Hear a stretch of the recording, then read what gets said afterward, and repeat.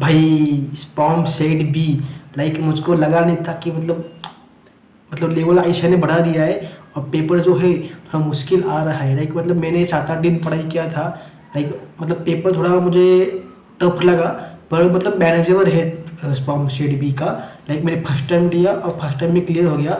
पर जो मेरे सेंटर में कुछ स्टूडेंट थे, लाइक मैंने देखा उनको 42 या फिर 44 मार्क्स आ गए, वो क्लियर नहीं कर पाए। लाइक अगर आप 2-3 दिन की अगर स्टडी कर रहे हो तो मुझे नहीं लगा कि आप क्लियर कर सकते हो, बाकी सब लक पे।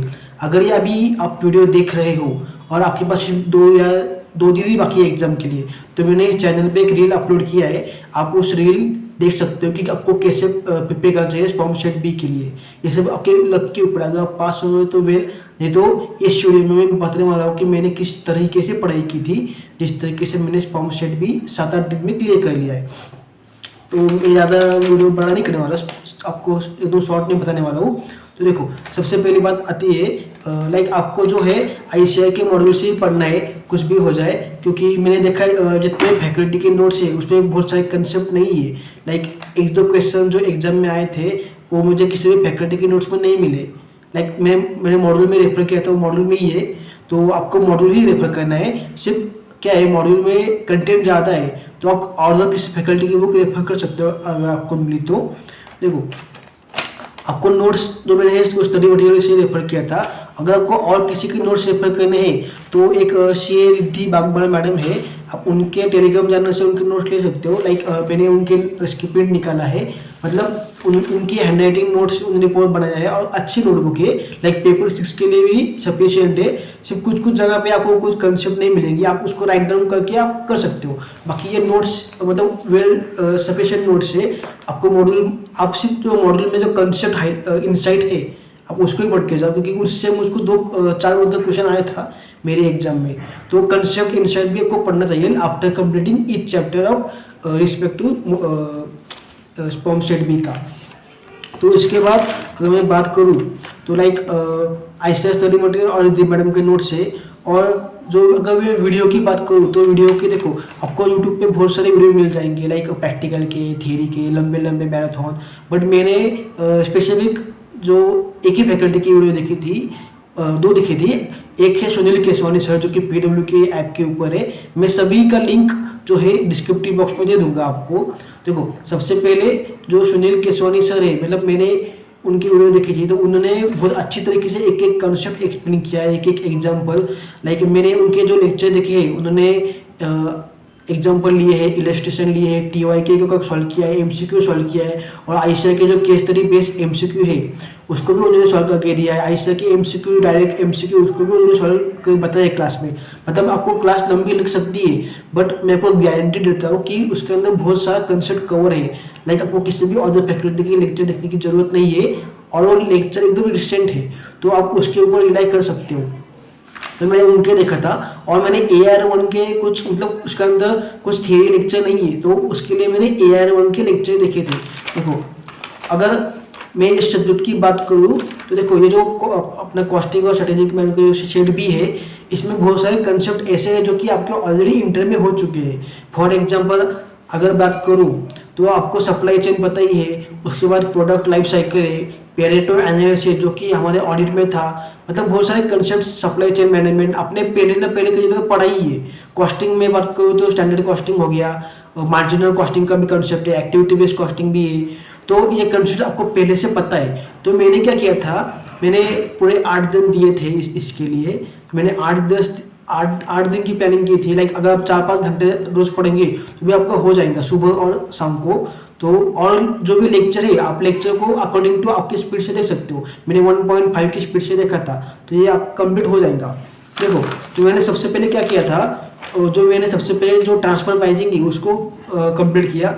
उसके बाद मैंने स्टैंडर्ड कॉस्टिंग को कंप्लीट किया, क्योंकि ये जो चैप्टर है ये अपने को पता नहीं कैसे है। और अभी जब मैंने रिसेंटली मेरे सीनियर से पूछा तो वो बोले कि इस चैप्टर से क्वेश्चन ज़्यादा आ रहा है। तो मैंने इन सबसे पहले स्टैंडर्ड कॉस्टिंग और ट्रांसफर प्राइसिंग किया। उसके बाद मैं चैप्टर 1, 2, 3 के सीक्वेंस में गया, क्योंकि ये जो चैप्टर और इस चैप्टर को आपको ज़्यादा प्रैक्टिस करना है। देखो, और जो चैप्टर 5, 8 और 9 और 10 है ये पूरे थ्योरेटिकल चैप्टर है। आप इसके लिए मैंने AR1 के लेक्चर देखे थे, उनके लेक्चर भी मतलब सफिशिएंट है थियरी कवर करने के लिए। आप इतना करके गए तो आपको अच्छा आ जाएगा। और मेरी एग्जाम में जो प्रैक्टिकल था वो अराउंड 45 to 50% प्रैक्टिकल था और 50% थियरी था। मतलब आपको प्रैक्टिकल करना ही पड़ेगा, सिर्फ थियरी पे आप रिलाई मत करो। और मैं बात करूँ, अगर आपको 1 डे बिफोर अगर स्टडी करना है तो जो संकल्प सर की वीडियो है, लाइक वो जो 10-15 वीडियो है, आप उसको भी देख सकते हो एग्जाम डे के पहले। और जो एक आपको पता होगा कि मिशन विकृत करके चैनल है, मिशन सीए विद विकृत, उन्होंने उनकी एक पीडीएफ है लाइक इम्पोर्टेंट पास्ट क्वेश्चन, अब उसको भी देख के जाओ। उससे मेरे एग्जाम में 2 क्वेश्चन आए थे, तो वो अभी बहुत हेल्पफुल होगा। और उसके बाद बात करूँ तो एक संकल्प सर की फार्मूला की एक पीडीएफ आती है, आप उसको भी रेफर कर सकते हो। उसमें सब फार्मूले कंबाइन किए हैं आपके रिवीजन के लिए। और मैं बोलूँगा कि आपको प्रैक्टिस ज़्यादा करना है, जितने भी आपके क्वेश्चन है लाइक प्रैक्टिकल क्वेश्चन, लाइक मतलब मैंने इतना प्रैक्टिस नहीं किया था तो मुझे किसी थोड़ा प्रॉब्लम आया, बट ओवरऑल पेपर मैनेजेबल है तो आप कर सकते हो। पर आपको थोड़ा प्रैक्टिस ज़्यादा करना पड़ेगा। लाइक स्टैंडर्ड कॉस्टिंग हो गया, ट्रांसफर प्राइसिंग हो गया, इसके क्वेश्चन और जो एमसीक्यू पूछ रहे हैं वो किसी एक स्टेप पे नहीं है, आपको पूरा आंसर आना चाहिए। जब तक आपको पूरा आंसर नहीं आता आपका वो एमसीक्यू मैच नहीं होगा। और जो भी एमसीक्यू आ रहे हैं वो बहुत एकदम एकदम ऐसा क्लोज है, लाइक अगर 36% है, 37% है, 36.5 है, मतलब ऐसा किसी चांस ही नहीं है आपको कि आपका क्वेश्चन, आपको बहुत कन्फ्यूजन होगा भाई इसमें से कौन सा क्वेश्चन सही है, कौन सा क्वेश्चन गलत है। लाइक तो मैं एग्जाम में सबसे पहले आपको थियरी के क्वेश्चन अटेम्प्ट करने हैं, उसके बाद जितना भी टाइम मिले आप डायरेक्ट प्रैक्टिकल सॉल्व करो। लाइक एग्जाम में मुझे ऐसा हुआ था कि 20-25 क्वेश्चन ऐसे है आपको विदाउट केस स्टडी रीड करके भी आप आंसर दे सकते हो, और कुछ केस स्टडी ऐसे है जो कि आपको बहुत घुमा फिरा के पूछने वाली है। तो सबसे एंड में आप प्रैक्टिकल क्वेश्चन ही अटेम्प्ट करो। तो इसके बाद मैं कुछ इम्पोर्टेंट कंसेप्ट बताने वाला हूँ जो कि मेरे एग्जाम में आए थे। आप भी उस कंसेप्ट को मतलब ज़्यादा रिवाइज कर सकते हो कि आपका चांसेस है कि ये कंसेप्ट आपको रिवीजन हो सकते हैं। तो मैं बात करूँ इम्पोर्टेंट कंसेप्ट की, देखो सबसे पहले एक ऐसा कंसेप्ट है जो कि मैं देखा बहुत सारे टीचर के नोटबुक में नहीं है, टीचर के जितने भी नोट्स से नहीं है। देखो सबसे पहला एक है सुपरविजन का क्वेश्चन जो कि चैप्टर 8 में है, और फंक्शनिंग में क्वेश्चन है वो सुपरविजन का, उसको देख के जाइए। वो क्वेश्चन आता है, वो क्वेश्चन 4 मार्क के लिए मुझे आया था सुपरविजन का, n-1 का जो फॉर्मूला है उसको देख के जाइए, स्टडी मटेरियल में वो क्वेश्चन है। उसके बाद बात करूँ तो ट्रांसफर प्राइसिंग का, तो ट्रांसफर प्राइसिंग का क्वेश्चन आ रहे हैं, और मुझको जो है इंटरनेशनल का आया था, जो TY के क्वेश्चन नंबर 8 है वो आया था। उसके बाद बात करो तो बैलेंस स्कोर कार्ड आपको करके जाना है, मैकेंजी 7S का कंसेप्ट है वो भी करके जाओ। उसके बाद एक ट्रिपल बॉटम लाइन का, ये जितने भी बता रहा हूँ मैं 2-3 फ्रेंड को क्वेश्चन कॉमन आए थे तो मैं सबका एक समरी किया है, आप उसको रेफर कर सकते हो। उसके बाद वैल्यू चेन एनालिसिस का करके जाओ, और JIT का है, JIT के प्रैक्टिकल आ रहे हैं, JIT एम्स करके क्वेश्चन आ रहा है। स्टैंडर्ड कॉस्टिंग का करके जाओ, सेल्स वेरिएंस का। उसके बाद जो अपना नॉन प्रॉफिट ऑर्गेनाइजेशन है उसके ऊपर भी क्वेश्चन पूछ रहे हैं। सर्विस लेवल एग्रीमेंट के ऊपर एक क्वेश्चन आ रहा है, कॉस्ट ऑफ क्वालिटी ये तो करके जाना है आपको। उसके बाद जो है NPO का जो फ्रेमवर्क रहते हैं, कितने फ्रेमवर्क है, एक्सटर्नल रिपोर्टिंग फ्रेमवर्क, उसको भी देख के जाओ। एक अपना OEE इसके ऊपर एक कंसेप्ट है वो भी करके जाओ। टारगेट कॉस्टिंग के ऊपर क्वेश्चन पूछ रहे हैं। जो स्ट्रक्चर है ऑर्गेनाइजेशन का वो आ रहा है, बिल्डिंग ब्लॉक मॉडल के ऊपर क्वेश्चन पूछ रहे हैं, काइजन कॉस्टिंग के ऊपर आ रहा है, और मैन्युफैक्चरिंग साइकिल एफिशिएंसी, ये क्वेश्चन मेरे एग्जाम में आया था। उसके बाद सप्लाई चेन मैनेजमेंट में जो इनबाउंड और आउटबाउंड लॉजिस्टिक है उसके ऊपर भी क्वेश्चन आ रहा है। उसके बाद जो एनवायरनमेंट का क्लासिफिकेशन है उसके ऊपर प्रैक्टिकल क्वेश्चन आ रहा है जो कि आपके स्टडी मटेरियल में पेज नंबर 4.63 के ऊपर है, TY के क्वेश्चन नंबर 8, आपको ये करके जाना है। उसके बाद CVP एनालिसिस का एक क्वेश्चन आ रहा है, और जो ROI और RI कैलकुलेशन का क्वेश्चन है वो भी देख के जाओ, स्टडी मटेरियल से आ रहा है, आपको स्टडी मटेरियल को ज़्यादा प्रेफरेंस देना है मैं बोलूँगा।